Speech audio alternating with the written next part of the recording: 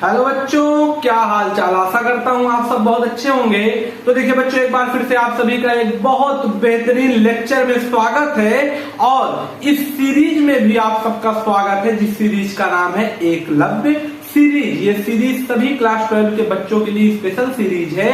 इस सीरीज में महज 60 दिन में ही, मतलब सिर्फ 60 डेज में आपका कंप्लीट क्लास 12 का कोर्स करवा दिया जाएगा। जी हाँ, बहुत बेहतरीन सीरीज है, बहुत बेहतरीन पढ़ाई चल रही है और साथ में आप लोगों का सपोर्ट भी बहुत जबरदस्त मिल रहा है। बस इतनी कोशिश करिएगा कि अगर आप वीडियो पे आ गए हैं तो अंत तक बने रहिएगा। बाकी पढ़ाना हमारा काम है, आप पढ़ने के लिए आए हैं तो आप लोग अपनी कॉपी निकाल लीजिए और आज हमारे साथ एक नए चैप्टर की शुरुआत करिए, जिस चैप्टर का नाम है भैया एवोल्यूशन।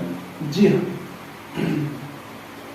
हाँ, सबसे पहले हमने इस सीरीज में आपको कंप्लीट करवाया माइक्रोब्स इन ह्यूमन वेलफेयर, दूसरे नंबर पे ऑर्गेनिज्म एंड पॉपुलेशन, तीसरे नंबर पे बायोडाइवर्सिटी एंड इट्स कंजर्वेशन, चौथे नंबर पे बायोटेक्नोलॉजी प्रिंसिपल एंड प्रोसेसेस। आज आपका शुरू होने वाला है एवोल्यूशन नामक चैप्टर। अच्छा सर, तो आज हम लोग आप लोगों का एक नया चैप्टर शुरू करने चल रहे हैं जिसका नाम है एवोल्यूशन, और साथ ही साथ ये चैप्टर आपके इस सीरीज का 60वां चैप्टर होने वाला है। मतलब अगर आप लोग इस सीरीज के पहले जाएंगे, जो कि आपको डिस्क्रिप्शन में इस पूरे सीरीज का प्लेलिस्ट का लिंक दे दिया गया है, आप लोग जैसे ही उस लिंक को टच करेंगे आपको 1 नंबर से लेके कुल मिला के आज तक के जितने भी लेक्चर कंप्लीट किए गए हों वो सारे लेक्चर मिल जाएंगे। और वो सिर्फ लेक्चर नहीं है, आपके बोर्ड के 5 बेस कीमती चैप्टर होने वाले हैं। आज से आपका एवोल्यूशन चैप्टर शुरू होगा और साथ ही साथ आपके इस सीरीज का एक 60वां और one of the most important chapter for your examination point of view से अगर हम लोग देखें तो बहुत ज्यादा इंपॉर्टेंट चैप्टर होने वाला है। अच्छा फिर भैया क्या है, फिर ज्यादा बात नहीं करेंगे, सीधे हम लोग शुरू करेंगे अपने चैप्टर को। एवोल्यूशन को अगर हम लोग हिंदी में कहें तो हिंदी में एवोल्यूशन को हम लोग कहते हैं विकास। मतलब किसी चीज का कितना ज्यादा एवोल्यूशन हुआ, विकास हुआ, क्या चीज चल रहा है, क्या चीज नहीं चल रहा है, क्या चीज पहले से अब नई हो गई है, इन सारी चीजों गतिविधियों को हम लोग कहते हैं एवोल्यूशन। अच्छा ठीक है सर, एवोल्यूशन में हमें पढ़ना क्या है, सबसे पहले आप लोग सबसे पहला हेडिंग लगाइएगा हमारे साथ, जिसका नाम है एवोल्यूशनरी बायोलॉजी। जिस हेडिंग का नाम है भैया एवोल्यूशनरी बायोलॉजी। एवोल्यूशनरी बायोलॉजी कहती क्या है? एवोल्यूशनरी बायोलॉजी आपके इस पूरे चैप्टर का पहला टॉपिक है और ये कहता क्या है भैया, ये कहता कितनी भी लाइफ आज तक पैदा हुई है उनका इतिहास क्या है। मतलब अगर आदमी पैदा हुआ तो क्यों पैदा हुआ और कब पैदा हुआ था, पहला चीज। दूसरा चीज क्या है, दूसरा चीज ये कहता है कि आखिर जीवन शुरू कहां से हुआ। मतलब हम लोग कहीं से आए होंगे ना भाई, कोई डायरेक्ट थोड़ी रहता है कहीं पे। हम अपने माता पिता से आए, वो अपने माता पिता से आए, तो आखिर हमारे पहले माता पिता कौन रहे होंगे? जो हम सबके ही माता पिता हो सकता हो एक ही रहे हों, ये पूरी जो कहानी है। और दूसरी कहानी बंदर से इंसान बना, ये वाला जो बवाल है, इन सबको हम इसी चैप्टर में हैंडल करेंगे। तो देखिए इसमें सबसे पहला आप लोग हेडिंग लिखते भैया study of history of life forms on earth is called evolutionary biology. उसके बाद क्या है, उसके बाद उसका इस पूरे चैप्टर का दूसरा नंबर, इस चैप्टर का जो डिफिनीशन है उसको आप लिखिए। मतलब एवोल्यूशन ही क्या होता है, आखिर एवोल्यूशन चैप्टर पढ़ रहे हैं, एवोल्यूशन का मतलब क्या है। देखिए एवोल्यूशन कहता है कि फ्लोरा और फाउना में क्या क्या चेंजेस हुए हैं, इन्हीं को समझना, इन्हीं को अंडरस्टैंड करना एवोल्यूशन कहलाता है। अच्छा कैसे भैया, कैसे कैसे कैसे? अच्छा आप लोग फ्लोरा और फाना का मतलब जानते हैं कि नहीं? फ्लोरा मतलब होता है आपका प्लांट्स और फाना मतलब होता है आपका एनिमल्स। तो एनिमल्स में और प्लांट्स में क्या क्या चेंजेस हुए, कब? इन मिलियंस ऑफ ईयर, मतलब करोड़ों सालों में इनके अंदर जो चेंजेस हुए हैं उसी को हम लोग कहते हैं एवोल्यूशन। और इसको पढ़ते हैं हम लोग एक हेडिंग के अंदर जिसका नाम है एवोल्यूशनरी बायोलॉजी। लास्ट में आपका क्या है, लास्ट में इसी चैप्टर में बहुत अच्छे साइंटिस्ट हमको मिलेंगे, तो हम थोड़ा सा ओवरव्यू लेके चल रहे हैं। ओवरव्यू ऊपर इस चैप्टर में है क्या, वही देख ले बस, बहुत है। फिर दूसरे लेक्चर में इसको डिटेल में पढ़ेंगे, फिलहाल आप लोग देख लीजिए। इस चैप्टर में आपके एक साइंटिस्ट आते हैं, जिनका नाम है सर चार्ल्स डार्विन। मेरे प्रिय साइंटिस्ट में से एक हैं, आप लोग इनके बारे में थोड़ा पढ़िए, आपको भी पसंद आएंगे। ये एक नेचुरलिस्ट थे, मतलब नेचर से इनको प्यार करना पसंद था, बस इनके बारे में इतना ही जानिए। ये कहते थे एक लाइन, इनकी लाइन थी कि सर्वाइवल इज द फिटेस्ट, मतलब अगर आपको फिट रहना है, अगर आपको सर्वाइव करना है तो अपनी जीविका के लिए आपको फिट रहना ही पड़ेगा।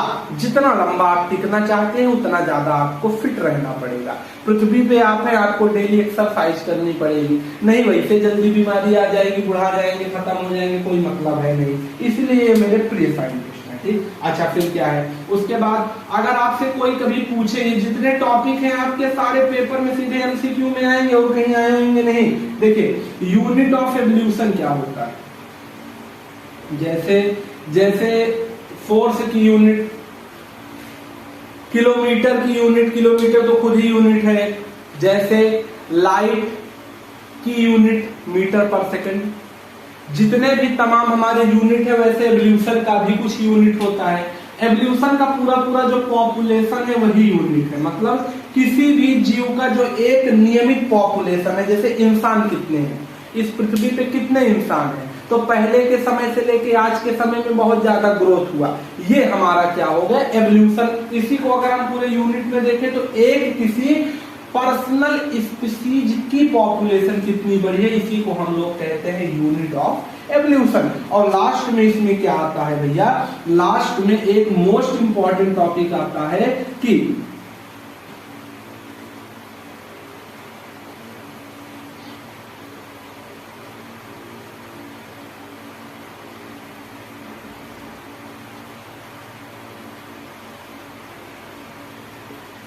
एवोल्यूशन का रॉ मटेरियल क्या होता है, मतलब मेनली एवोल्यूशन डिपेंड किस पे है। जैसे अगर हम बात करें, आपकी पढ़ाई डिपेंड किस पे है, अच्छी सुविधाओं पे। सुविधा ना मिले पढ़ाई जाहिर सी बात है बंद हो जाएगी। स्कूल में फीस अगर ना जमा आप टाइम पे कर पाए तो स्कूल की पढ़ाई आपकी बीच में छूट जाएगी। वैसे एवोल्यूशन किस पे डिपेंडेंट होता है, तो सीधा सीधा टर्म है वेरिएशन। तो एवोल्यूशन का बेस क्या है, रॉ मटेरियल क्या है, वो सीधा सीधा क्या है भैया, वेरिएशन आपका देखने को मिलता है।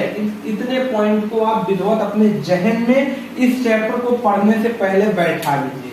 अच्छा फिर देखिए, फिर पहली हेडिंग आप लोग इस चैप्टर की डालिए जिसका नाम है भैया ओरिजिन ऑफ यूनिवर्स, कि आखिर हमारे ब्रह्मांड का जन्म कैसे हुआ। क्यों, क्योंकि हम लोग तो पृथ्वी पे हैं, पृथ्वी पूरे ब्रह्मांड में है, तो पहले ब्रह्मांडो आया होगा तब हम लोग आए होंगे। तो पहले देखते हैं ओरिजिन ऑफ यूनिवर्स क्या है। तो यूनिवर्स कह रहा है कि इसका पहला पॉइंट कहता है कि जब आप लोग एक शांत रात, मतलब रात शांति ही होती है, कह रहा है कि जब आप लोग नाइट में देखेंगे आकाश को, आसमान को, तारा और जब आप लोग देखते हैं वो आप लोग अपने पास्ट में देख रहे होते हैं। मतलब कह रहा है कि स्टार्स जितने भी हैं वो अभी भी हमारे पास्ट में चल रहे हैं और वो एक पर्सनल स्पीड से ट्रेवल करते हैं। जितने भी हमारे स्टार्स हैं वो एक पर्सनल स्पीड से ट्रेवल करते हैं, जिसे हम लोग कहते हैं लाइट ईयर। जो हमारे स्टार हैं वो लाइट ईयर्स में चलते हैं। कहने का कुल मिला के इतना ही मतलब है भैया कि इसमें आपका ओरिजिन ऑफ यूनिवर्स में पहला पॉइंट आपका एनसीईआरटी की किताब देती है डिस्टेंस ऑफ स्टार्स। तारों की दूरी को हम लोग किस में नापते हैं, तो स्टेलर से डिस्टेंस में नापते हैं। याद रखिएगा, बोर्ड में कई बार भर के क्वेश्चन इससे पूछा गया है, स्टेलर से डिस्टेंस में नापा जाता है। अच्छा ठीक सर, उसके बाद क्या है, उसके बाद इसमें एक कंडीशन क्या कह रहा है, इसमें एक कंडीशन ये कह रहा है कि एक बार हुआ था big bang theory. Big bang theory क्या है, बिग बैंग थ्योरी हमारा क्या होता है आइए समझते हैं। देखिए, जैसे आपने हाथ में एक ले लिया बूंदी वाला लड्डू, लड्डू के अंदर रख दिया बम और उसको दगा दिए, बूंदी आपका हो गया क्या, पूरे जिस जगह दगाएंगे उस जगह पूरा क्या होगा, बिखर जाएगा। यही तो होगा और कुछ ज्यादा होगा नहीं। तो वैसे ही एक बार क्या हुआ, हमारे आकाश में बहुत सारे गैस आपस में मिलके अट्रैक्शन फोर्स से एक बहुत बड़ा विस्फोट किए वो विस्फोट किए तो जो हमारा पूरा का पूरा यूनिवर्स था उसी विस्फोट से पैदा हुआ, जिस विस्फोट को हम लोग कहते हैं बिग बैंग थ्योरी। उसी बिग बैंग थ्योरी से हमारा यूनिवर्स का जन्म हुआ और जितनी गैसें, जितने मटेरियल उसमें आपस में मिले हुए थे वे टुकड़े टुकड़े में बट गए। उन टुकड़ों को सबसे पहले हमने कहा निब्यूले। निब्यूले जब बहुत सारे हो गए तो एक एक निब्यूला एक एक गैलेक्सी बन गया, जिसमें हमारा भी एक गैलेक्सी आया जिसका नाम है मिल्की वे। मिल्की वे में हमारा कोई एक सोलर सिस्टम था। उस सोलर सिस्टम के अंदर हमारे कुछ प्लैनेट्स थे। उन्हीं प्लैनेट में स्टार्टिंग से तीसरे नंबर पे आती है हमारी अर्थ, जहां पे आज हम लोग रह रहे हैं। ये आपका इतिहास है, आपको इसको जानना चाहिए कि आखिर हम हैं कौन, कहां से आए हैं। तो पूरा बिग बैंग थ्योरी में समझाया गया है और इसमें ज्यादा कुछ है नहीं। अच्छा, इसको आप लोग नोट करिए, तो हम इसको इरेज करके इसको डिटेल। पहली चीज तो इसमें आपको एक जरूरी बात ये जानकारी हम दे दें कि एवोल्यूशन चैप्टर हमारे पर्सनल चैनल पे करीब 12 से 13 लेक्चर में कंप्लीट हुआ है। अगर आप लोग डिटेल में एक एक कंसेप्ट को समझने गए हैं तो वहां से समझ सकते हैं। अगर थोड़ा हमें टाइम ज्यादा लग जाएगा इस सीरीज को कंप्लीट करवाने में, इस चैप्टर को हमको लगेगा क्योंकि बहुत भारी भरकम चैप्टर है, तो कुछ टॉपिक हम आपको उसी वीडियो से सजेस्ट कर देंगे। आपको लिंक दे देंगे इसी वीडियो में, आप जाके देख सकते हैं। उसी में से एक है बिग बैंग थ्योरी, जिसको बाकायदे उसमें समझाया गया है। तो जितना भी हमने बताया, विस्फोट हुआ, लड्डू फूटा, बम दगा, निब्यूले बना, गैलेक्सी बना, सोलर सिस्टम बना, वो सब पूरा बिग बैंग उसमें कंप्लीट है। ये तो हमने आपको एक ओवरऑल क्या दे दिया, ओवरऑल हमने आपको एक लुक दे दिया। अच्छा, बिग बैंग थ्योरी के हिसाब से मेन डाटा क्या है आप लोग लिख लीजिए। मेन डाटा क्या है आप लोग लिख लीजिए। आपके लिए हम इसमें पूरा एवोल्यूशन का वो वाला जो पर्सनल एवोल्यूशन का प्लेलिस्ट वाला चैप्टर है, उसकी लिंक हम आपको दे देंगे इसी वीडियो के डिस्क्रिप्शन में। अगर आपका मन करे तो आप देख सकते हैं। देखिए, बिग बैंग थ्योरी में आपको 3 चीजें याद रखनी है। पहला चीज क्या याद रखना है? पहला चीज याद रखना है उसी धमाके में जो हमारा जन्म हुआ था, किसका? यूनिवर्स का, जिसका नाम है ब्रह्मांड। ये आज नहीं हुआ है, ये करीब 20 अरब साल पहले हुआ है। आज नहीं, 20 बिलियन ईयर एगो। 1 बिलियन हमारा गूगल कहता है 1 अरब साल होता है, तो करीब 20 अरब साल पहले तो हमारा यूनिवर्स आया। उसके बाद जब यूनिवर्स आ गया तो जन्म किसका हुआ? तब जन्म हुआ हमारे अर्थ का। ओरिजिन ऑफ अर्थ कब हुआ? तो ओरिजिन ऑफ अर्थ आज से करीब 4.5 अरब साल पहले हुआ। अच्छा, इस अर्थ पे हमारे लाइफ कब आई? इस अर्थ पे हमारे लाइफ आई करीब आज से 4 अरब साल पहले।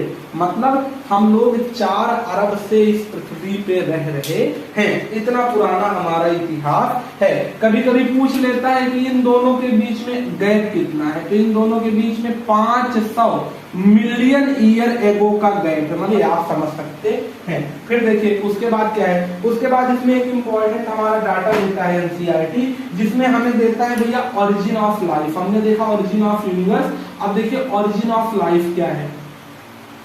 आखिर पृथ्वी आई तो पृथ्वी आई कहां से? देखिए, पृथ्वी हमारी आई है भैया 2 प्रकार से। सबसे पहले सीधे हमारे सेलुलर लाइफ नहीं आ गई, सबसे पहले आया था नॉन सेलुलर लाइफ, जिनमें सेल नहीं था। ये क्या चीज है सर? और दूसरा चीज आया हमारा सेलुलर लाइफ। ये क्या चीज है? देखिए, सबसे पहले जो हमारे बॉडी को चलाते हैं वो कंपोनेंट आए होंगे। भाई हम लोग सेल से बने हैं, सेल भी किसी से बना है, तो सेल जिससे बना है पहले वो आया। वो सारे आते हैं नॉन सेलुलर लाइफ में, मतलब उनके अंदर जान नहीं था। भाई आप पूरा जनरेटर जब बना दिए तब उसको स्टार्ट किए, तब तो बिजली पैदा हुआ ना। अब आप उसका जो हत्था मारते हैं हथौड़ी, उसको अलग रख दीजिए, जो उसके अंदर घूमता है उसका कर्वेचर उसको अलग कर दीजिए, तेल डालने वाला फ्यूल टैंक जनरेटर का अलग कर दीजिए, तो काम थोड़ी करेगा। तो वैसे सेल है, जब माइटोकॉन्ड्रिया आ गया, क्लोरोप्लास्ट आ गया, न्यूक्लियस आ गया, सेल क्रोमैटिक मटेरियल आ गया, तब तो वो काम करेगा ना। तो ये सब अगर अलग अलग कर दे, हम माइटोकॉन्ड्रिया को अलग कर दे, न्यूक्लियस को अलग कर दे, जिसका कोई मतलब थोड़ी है, वही सब आएंगे नॉन सेलुलर लाइफ में। अच्छा, ये सब बना कहां से था? तो ये सब करीब करीब आज से 3 बिलियन ईयर एगो तो ये आया नॉन सेलुलर लाइफ। अच्छा ठीक, उसके बाद क्या हुआ, उसके बाद में करीब 2 बिलियन ईयर एगो हमारे अर्थ पे लाइफ आई, हमारे अर्थ पे करीब 2 अरब साल पहले लाइफ आई। अब आप कहेंगे ऊपर लिखा है 4 अरब साल। देखिए असल में जब पृथ्वी का जन्म हुआ था तो पृथ्वी बिल्कुल आग का गोला थी। क्यों? क्योंकि बम से पैदा हुआ था भाई, बिग बैंग थ्योरी बहुत बड़ा धमाका था, इतना बड़ा धमाका जिससे पूरा ब्रह्मांड पैदा हो गया। तो पृथ्वी का उसके सामने क्या औकात है। पहले तो यूनिवर्स का जन्म, यूनिवर्स के बाद क्या हुआ, छोटे छोटे निब्यूले बने, उसमें गैलेक्सीज आई, गैलेक्सी में सोलर सिस्टम, सोलर सिस्टम में हमारा एक सोलर सिस्टम, उसके बाद उसी में प्लेनेट। इतना अंदर जब हम लोग आएंगे तो पृथ्वी बिल्कुल एक छोटा सा आग का गोला था। अच्छा छोटा सा आग का गोला था तो उससे क्या हुआ, करीब 1 बिलियन ईयर एगो तो लग गया पृथ्वी को ठंडा होने में, इतना ज्यादा उस पे आग था। अच्छा ये हमारा पृथ्वी है, पृथ्वी 3 भाग में बटा है। क्रस्ट है ऊपर वाला जिसपे हम लोग खड़े हैं, इसके अंदर मेंटल है दूसरा लेयर, और तीसरा लेयर आपका अंदर वाला आता है कोर, जहां पे आज भी वैज्ञानिक नहीं पहुंच पाएंगे। तो पहले ऊपर वाला सूखा होगा, धीरे धीरे ठंडा हुआ होगा, फिर इसके अंदर वाला, फिर लास्ट में क्या हुआ, इसी कोर से, इसी कोर वाले एरिया में जब अंदर गर्मी ज्यादा होगी, ऊपर गर्मी कम होगी, तो इससे क्या निकलने लगे, इससे ऑटोमेटिक निकलने लगी हमारी ज्वालामुखी, जिसे हम लोग कहते हैं वॉल्केनिक इरप्शन हुआ, बहुत भारी भरकम। उसी वॉल्केनिक इरप्शन से हमारे पृथ्वी पे जहां हम खड़े हैं, जिसे आज हम लोग कहते हैं हमारी मिट्टी, वो मिट्टी असल में और कुछ नहीं है, किसी समय वहां पे कोई वॉल्केनो फूटा होगा, उसी का कण होता है। आप लोग इसको समझ लीजिए, असल में यही सच्चाई है। ठीक, तो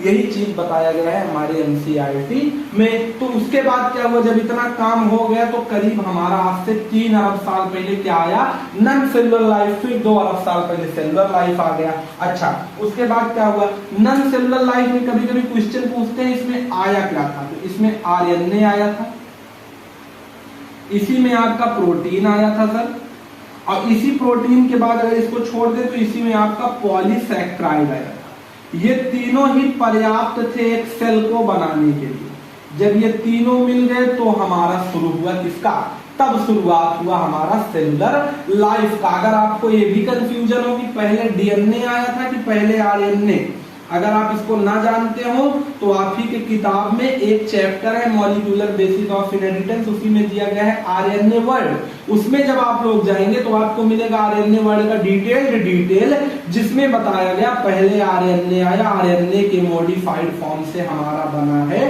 डीएनए, इसीलिए वहां पे पहले आरएनए लिखा गया है। तो छोटी छोटी कड़ियां हैं जिनको हमें जोड़ जोड़ के पढ़ना पड़ेगा। अच्छा उसके बाद क्या हुआ, उसके बाद वही हमारा एनसीईआरटी कहता है कि वॉल्केनिक इरप्शन हुआ, बहुत तेज धमाका हुआ, जिससे हमारा अर्थ बना, अर्थ क्रस्ट बना। क्रस्ट मतलब जिस पृथ्वी पे हम लोग खड़े हैं वहां की जो मिट्टी है वो असल में किसी समय वॉल्केनो फूटा था इसलिए बना था। ठीक, क्यों? अब कोई लोग कहेंगे कि क्या हर जगह वॉल्केनो फूट सकता है? बिल्कुल, पूरी पृथ्वी आपका गोला की लाइफ तो आज शुरू हुई है ना। आज आपको पता है इंडिया अमेरिका यहाँ बसे हैं, पहले तो कुछ नहीं था, एक गोला ही तो था। आज कुछ दूर को हमने अमेरिका बोल दिया, कुछ दूर को इंडिया, बाकी मिट्टी पूरी बनी है वॉल्केनिक इरप्शन से। इतना आप अपने दिमाग में रखिएगा। अच्छा फिर देखिए, फिर कहता है इंपॉर्टेंट पॉइंट, हमारा जो प्रिमिटिव एटमॉस्फेयर था, मतलब शुरुआती समय का एटमॉस्फेयर जो रहा होगा, वो एक प्रकार से हम लोग कह सकते हैं रिड्यूसिंग एटमॉस्फेयर था। मतलब उस समय पे भैया, उस समय पे ऑक्सीजन नहीं थी, ऑक्सीजन अब्सेंट था। तो क्या था, तो उस समय क्या था, उस समय था हाइड्रोजन। अच्छा, अगर ऑक्सीजन नहीं थी तो इससे कुछ फायदा था कि नुकसान था? कुछ लोग कहेंगे ऑक्सीजन नहीं थी तो पृथ्वी मतलब जीवन शुरू कैसे होता, लेकिन जानबूझ के भगवान ने ऑक्सीजन को पृथ्वी पे नहीं भेजा था। क्यों नहीं भेजा था? क्योंकि अगर कभी ऑक्सीजन आएगी तो ऑक्सीजन है एनर्जी, अगर एनर्जी रहेगी तो एनर्जी होगी भैया ब्रेक। अगर एनर्जी ब्रेक होगी तो उससे क्या होगा, उससे होने लगेगा तुरंत क्या, उससे होने लगेगा एवोल्यूशन। एवोल्यूशन मतलब उसी से विकास होना शुरू हो जाएगा। जबकि जब हमारे पास कुछ नहीं था, एक सेल भी पूरे पृथ्वी पे नहीं था, तो हमें रिड्यूसिंग एटमॉस्फेयर की जरूरत थी। क्यों भाई, पहले कुछ बने तब तो ब्रेक हो। जब एनर्जी हमारे पास नहीं है तो ब्रेक क्या होगा। तो इसीलिए पहले ऑक्सीजन नहीं आया, पहले आया हाइड्रोजन। पहले का टेम्परेचर जो था हमारे पृथ्वी का वो था रिड्यूसिंग एटमॉस्फेयर, जिसके वजह से हमारे पृथ्वी पे कुछ फॉर्मेशन हुआ। जब फॉर्मेशन हुआ तब प्लांट्स आए, जब प्लांट्स आ गए तब क्या हुआ, ऑक्सीजन उन्होंने ब्रेक करना शुरू कर दिया था। तो आप लोग इस दोनों पॉइंट को याद रखे रहिएगा भैया कि अगर आपका रिड्यूसिंग एटमॉस्फेयर होगा तो चीजें जुड़ेंगी,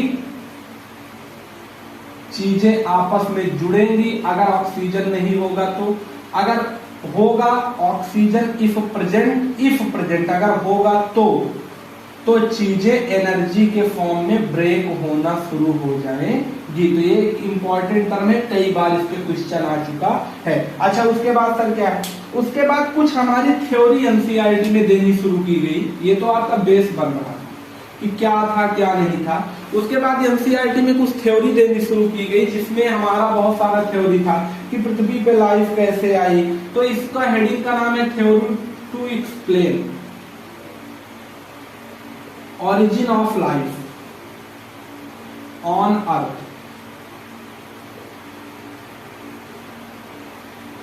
आखिर पृथ्वी पे जीवन का शुरुआत कैसे हुआ, इसको इसमें एक्सप्लेन किया गया, जिसमें कुछ हमारी थ्योरीज है। जिसमें सबसे पहला थ्योरी है theory of special creation. Theory of special creation, sir ये क्या है? स्पेशल क्रिएशन नामक जो हमारी थ्योरी है हमसे कहती है, इसमें 3 लोगों का काम होता था। किसका किसका भैया? ब्रह्मा विष्णु महेश। ब्रह्मा विष्णु महेश में क्या है, ब्रह्मा जी जो है वो लोगों को जन्म देते हैं, उनका पूरा लेखा जोखा सेट करते हैं, वो लिखते हैं कर्म जो करोगे वही फल पाओगे।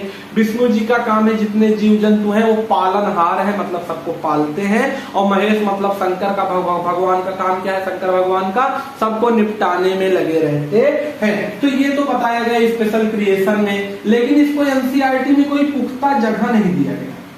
एनसीईआरटी ने कहा ये हो सकता है, लेकिन इसको हम क्यों माने? तो उन्होंने कहा अच्छा आप क्या मानेंगे?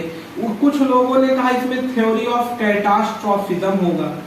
कैटास्ट्रोफिज्म, कैटास्ट्रोफिज्म का मतलब होता है भैया प्रलयवाद। ये क्या चीज है प्रलयवाद? जैसे कुछ लोग कहते हैं कुछ समय के बाद पृथ्वी पे प्रलय आता है, सब खत्म हो जाता है, फिर शुरू होता है, वो ये वाले थे कैटास्ट्रोफिज्म में। इसको भी एनसीईआरटी ने नकार दिया, कहा कुछ नहीं, सब फर्जी बात है। अच्छा, तीसरा चीज क्या है? कुछ लोगों ने कहा कि थ्योरी ऑफ पैनस्पर्मिया। ये क्या बवाल था? आपके एनसीईआरटी में सब दिया गया है, जब कायदे से पढ़ेंगे तो सब मिल जाएगा। या इसी को कुछ लोग कॉस्मोजोइक थ्योरी के नाम से भी जानते थे। कॉस्मोजोइक थ्योरी क्या है भैया? या इसी को 2 नाम, मतलब पैनस्पर्मिया कॉस्मोजोइक एक ही है। इसमें कहा जाता है कि कुछ साइंटिस्ट ऐसे हैं जो कहते हैं कि जो लाइफ है वो किसी दूसरे प्लेनेट से आई है। मतलब सर जैसे हम कोई बीज ले जाकर के किसी खेत में बो दे तो वहां कोई नया पौधा आ जाएगा, पौधा पैदा हो जाएगा, उसी तरह कुछ साइंटिस्ट मानते हैं कि किसी दूसरे प्लेनेट से कुछ एलियन आए थे और यहाँ पे जीवन की शुरुआत किए। इसको भी बहुत ज्यादा कुछ नहीं माना गया, कहे यार ये सब फर्जी बात क्यों बता रहे हो, लेकिन अब एनसीईआरटी में दिया गया है तो साइंटिस्ट भी मजबूर थे, आप लोग समझते चलिए बस। अच्छा, उसके बाद क्या हुआ? उसके बाद में एक थ्योरी आई जिसका नाम था theory of spontaneous generation. Theory of spontaneous generation, या इसी थ्योरी को कुछ लोगों ने एक नाम से और पुकारा जिसे कहते हैं थ्योरी ऑफ अबायोजेनेसिस। अच्छा, ये था क्या? थ्योरी ऑफ स्पॉन्टेनियस जनरेशन या थ्योरी ऑफ अबायोजेनेसिस, इसको कहा क्यों गया? देखिए इसका टर्म समझिएगा। अबायोजेनेसिस मतलब कि कह रही थी ये थ्योरी कि इसको एक अच्छे साइंटिस्ट के द्वारा दिया गया था। 2 साइंटिस्ट का इसमें भरपूर योगदान था।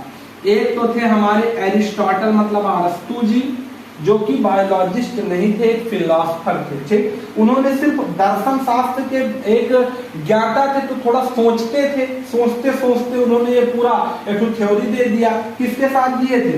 एक उनका चेला था जिसका नाम था भैया वॉन, पूरा नाम क्या था इसका? Van Helmont. ये भी एक साइंटिस्ट या फिलोसफर आप इनको भी कह सकते हैं। इन दोनों ने क्या कहा? इन दोनों ने एक बहुत खतरनाक चीज की। इन्होंने कहा कि अगर हम 21 दिन तक एक पसीने से भीगी शर्ट को किसी अनाज में रख दें तो वहां चूहा पैदा हो जाता है। मतलब कि चूहा पैदा होने के लिए किसी चूहे की जरूरत नहीं है, मतलब रिप्रोडक्शन की जरूरत ही नहीं है। अगर आपको चूहा पैदा करवाना है, कुछ ना करिए, एक पसीना से भीगा हुआ शर्ट ले लीजिए, किसी अनाज में ले जाके रख दीजिए, वहां पे चूहे पैदा हो जाएंगे। यही वाला थ्योरी बताते थे कि जीवन को आने के लिए नॉन लिविंग थिंग्स ही पर्याप्त है, मतलब किसी जीवित थिंग्स से, मतलब कि बिना रिप्रोडक्शन किए भी जीवन पॉसिबल है। यही ये थ्योरी कहती थी। अच्छा, रिप्रोडक्शन नहीं होगा तो क्या होगा? नॉन लिविंग थिंग से ही होगा, जाहिर सी बात है, क्योंकि रिप्रोडक्शन तो लिविंग ही करते हैं। तो इस थ्योरी को क्या किया गया? इस थ्योरी को नकारा गया, मतलब नहीं माना गया, गैर मान्य कर दिया गया। किस थ्योरी के द्वारा? इस थ्योरी को जिस साइंटिस्ट ने डिस्कार्ड किया था, इस थ्योरी को क्या किया गया? इस थ्योरी को डिस्कार्ड कर दिया गया। किस नए साइंटिस्ट के द्वारा? जिन्होंने भैया दिया था थ्योरी ऑफ बायोजेनेसिस। उन साइंटिस्ट का नाम था लुईस पास्चर। Lewis pasture. अच्छा, इसको कभी भूलिएगा मत। देखिए कंडीशन क्या है? कंडीशन ये है अबायोजेनेसिस, मतलब जो बिना बायो के चले। बायो मतलब लिविंग थिंग्स, मतलब जो थ्योरी नॉन लिविंग से जीवन को प्रकट कर दे। जैसे यही इनका जो एग्जांपल था कि एग्जांपल इन्होंने क्या दिया था? एग्जांपल इन्होंने दिया कि एक स्वेट मतलब पसीने से भीगी हुई शर्ट, और दूसरा चीज क्या? दूसरा कोई भी एक ग्रेन, ग्रेन मतलब होता है अनाज। इन दोनों को एक जगह रख दोगे, कुछ दिन बाद आपको वहां पे क्या? कुछ दिन बाद आपको वहां पे, कुछ दिन मतलब कितने दिन बाद? करीब 21 दिन ये बोले थे। 21 दिन बाद आपको वहां पे चूहों की जनरेशन देखने को मिल जाएगी। लेकिन ये पूरी तरह से गलत था भाई, ऐसे कैसे हो सकता है? इस थ्योरी को एक महान साइंटिस्ट जो हुए लुईस पास्चर साहब, उन्होंने क्या किया था? उन्होंने कहा नहीं, ये बिल्कुल गलत बात है, आइए हम आपको सही बात बताते हैं। अच्छा, उन्होंने क्या किया? उन्होंने पूरा एक्सपेरिमेंट किया। तो सबसे पहला पॉइंट क्या था? उन्होंने अपना एक खुद का थ्योरी दिया, जिस थ्योरी का नाम था थ्योरी ऑफ बायोजेनेसिस। उन्होंने आ को हटा दिया, आ बायोजेनेसिस नहीं, थ्योरी ऑफ बायोजेनेसिस। बायोजेनेसिस क्या कहती थी? बायोजेनेसिस कहती थी कि लाइफ ओनली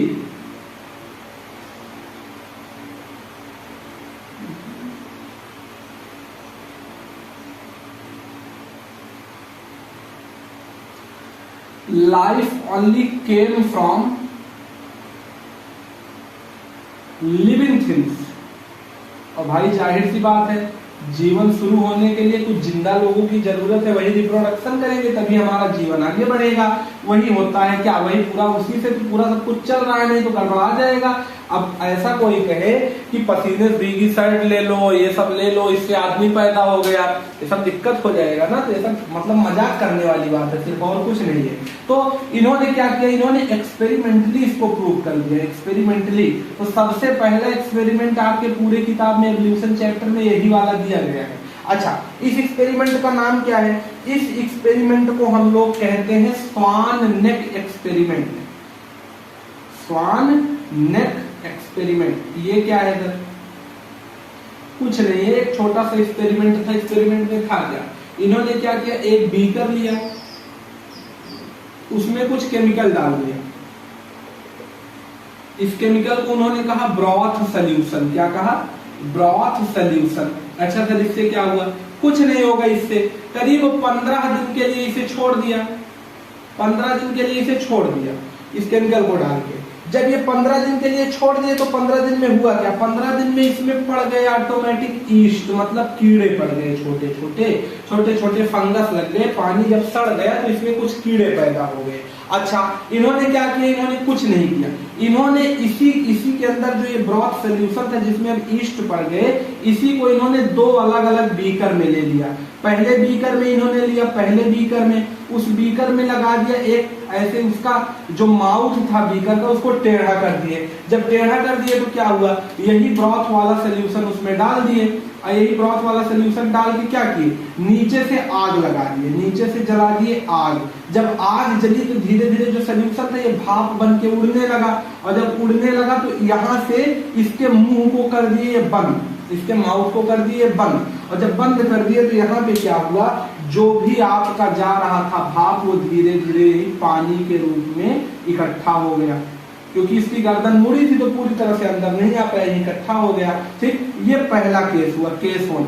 केस 2 में क्या हुआ, केस 2 में कुछ नहीं किए, बिल्कुल वही पिछला वाला काम किए, थोड़ा सा लेके ब्रॉथ एक दूसरे में डाल दिए, इसमें भी आग लगा दिए, और आग लगा के क्या किए, इसके मुंह को खोल दिए और 15 दिन के लिए इसे छोड़ दिए, और 15 दिन के लिए इसे छोड़ दिए। जब उन्होंने 15 दिन के बाद ऑब्जर्व किया तो उन्होंने देखा कि ये वाला जो है ये बिल्कुल स्टेराइल है, मतलब इसमें कोई भी जीव पैदा नहीं हुआ। जो था भैया वो मर गया, गया से किसी को आग पे बैठा दो, उबाल दो तो निपट नहीं जाएगा। इसमें जो ईस्ट था निपट गया, इसमें लेकिन फिर से ग्रोथ हो गई, इसमें ग्रोथ हुआ था। इसमें जब उन्होंने देखा ग्रोथ हुआ तो उन्होंने ये समझा कि जो थे वो तो मान लो मर गए आग से जल के, लेकिन इसका हमने मुंह खोला था, इसीलिए क्या हुआ, ऊपर से बैक्टीरिया वायरस आके इसके अंदर प्रवेश कर गए और अपना जिंदगी फिर से शुरू कर दिए। कुछ लोग कहेंगे इसमें भी आ सकते थे। पहला चीज तो आप ये ऑब्जर्व करिए, इसका मुंह बंद है, इसका जो माउथ है वो उन्होंने क्लोज किया था। दूसरा चीज, अगर कोई आ भी जाता तो यहाँ पानी भरा है इसके अंदर, वह कैसे आएगा, यही नहीं जम जाएगा। यहाँ भी बल्कि कुछ नहीं मिला, जो यहाँ का वाटर था उसमें भी कुछ नहीं मिला। तो हुआ क्या, हुआ यही कुल मिला के इसका कंडीशन कि उन्होंने कहा कि जिंदगी आने के लिए कोई लिविंग थिंग्स की ही जरूरत है। क्यों, यहाँ मर गए थे, कोई नहीं पैदा हुए, जबकि इसमें जीव थे वही मर गए, वही फिर से नहीं जिंदा हो पाए। ठीक, लेकिन यहाँ जो मर गए ऊपर जब खुला था तो हवा से आके कोई नए जीव अंदर पैदा हो गए थे।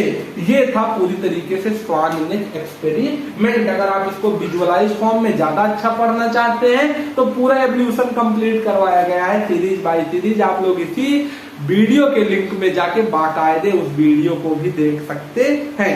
बहुत ज्यादा कुछ नहीं है, थोड़ा सा उसमें फिगर वगैरह अच्छा बना दिए क्योंकि उसको रिकॉर्डेड बनाए थे। 1-1.5 घंटा उस पूरे स्लाइड को तैयार करने में मेहनत लगा था, तब बना था। ये आपको हम डायरेक्ट बता दे रहे हैं। अच्छा, उसके बाद क्या है, उसके बाद अगर थोड़ा सा और पढ़ाएंगे तो वीडियो थोड़ी लेंथी हो जाएगी, तो यहीं पे इस लेक्चर को हम करते हैं कंप्लीट। एक इसके बाद नेक्स्ट लेक्चर बनाएंगे जिसमें आपको इसके आगे की कहानी सुनाएंगे। इस लेक्चर में आप लोग यही याद रखिएगा जो स्टार्टिंग का डाटा था। दूसरा चीज, पृथ्वी कब आई, यूनिवर्स कब आया, लाइफ कब आया, असेलुलर कब आया, सेलुलर कब आया।